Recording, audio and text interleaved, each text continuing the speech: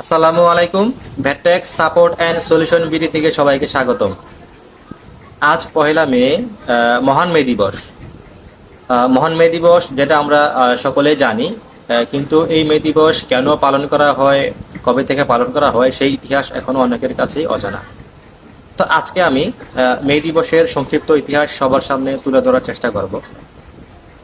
1864 সালের দিকে শিল্প বিপ্লবের সময় ইউরোপ ও আমেরিকাতে অনেক কলকারখানা গড়ে ওঠে, এবং তখন আসলে শ্রমিকদের নির্দিষ্ট কোনো কর্মঘণ্টা ছিল না।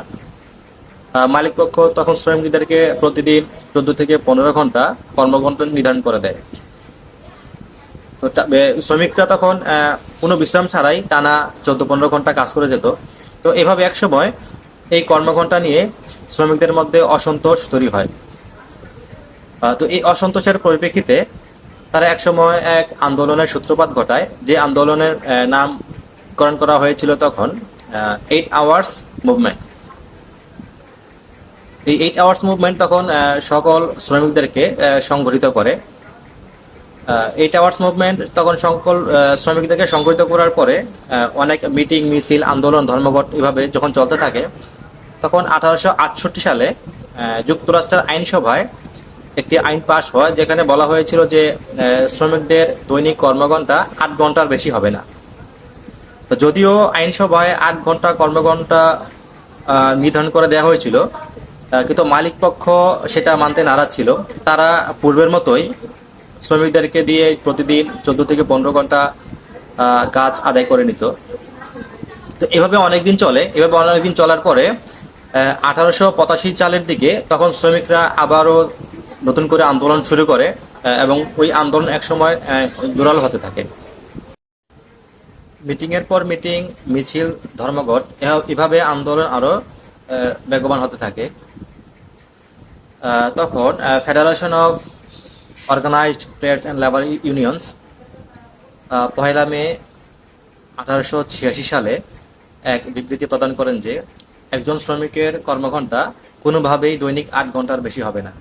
ঠিক সেই দিনই আমেরিকার শিকাগো শহরে প্রায় 5 লক্ষ শ্রমিক একত্রিত হয়ে জোরালো আন্দোলনের ডাক দেন, এবং তারা দৃঢ় সংকল্প পোষণ করেন যে কোনোভাবেই তারা দৈনিক 8 ঘন্টার বেশি কাজ করতে রাজি নন।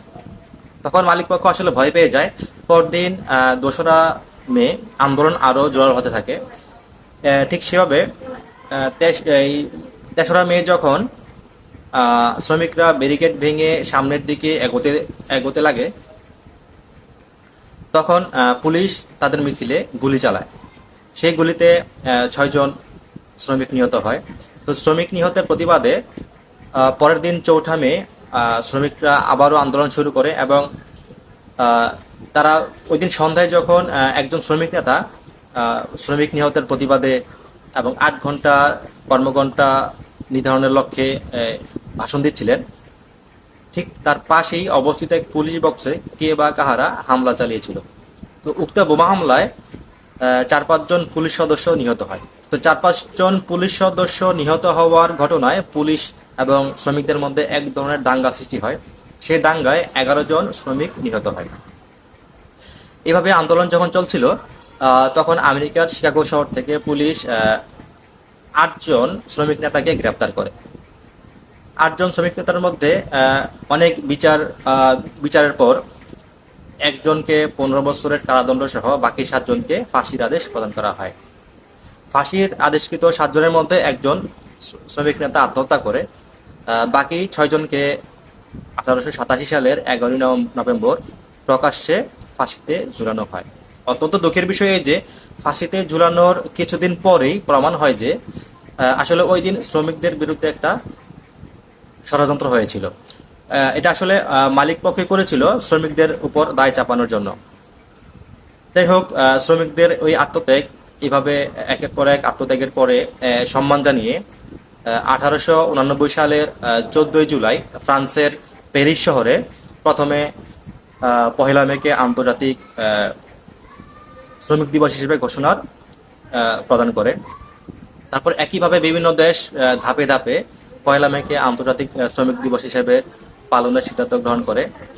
তারই ধারাবাহিকতায় 1890 সালে যুক্তরাষ্ট্র এবং যুক্তরাজ্য প্রথমে 1 মে-কে আন্তর্জাতিক মাতৃভাষা দিবস হিসেবে পালন করে। 1896 সালে রাশিয়া পালন করে। 1924 সালে পালন করে চীন। 1933 সালে জার্মানি প্রথমে 1 মে-কে আন্তর্জাতিক মাতৃভাষা দিবস হিসেবে পালন শুরু করে, এবং ভারতবর্ষে 1 মে করা হয় 1923 সালের 1 মে থেকে। তো আমরা এই আলোচনা থেকে বলতে পারি যে আসলে আজকের এই 1 মে বা শ্রমিক দিবস 138 বছর আগের শ্রমিকদের সেই আত্মত্যাগেরই ফলাফল। তো আশা করি আমাদের আজকের আলোচনা থেকে এই 1 মে বা শ্রমিক দিবস সম্পর্কে কিছু হলেও অনেকের অনেক তথ্য উপাত্ত পেয়ে উপকৃত হয়েছেন। তো সবার সুস্থতা কামনা করে আজকের আলোচনা এতটুকুই। আসসালামু আলাইকুম।